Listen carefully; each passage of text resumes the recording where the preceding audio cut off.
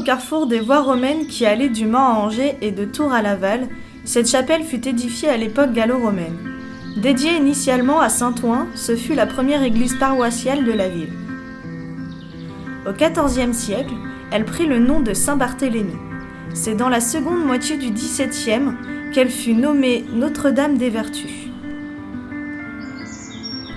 Le porche extérieur protégé par un auvent présente un portail roman à voussure du milieu du XIe siècle. Le ventail de la porte occidentale est le plus ancien objet mobilier de la chapelle. Il offre un style de transition entre le gothique et la Renaissance.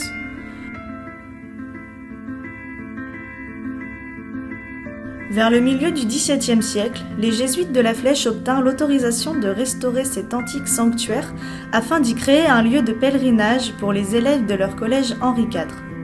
Le chœur fut orné d'un maître-autel à pilastres de marbre et le plafond fut recouvert d'un riche lambris.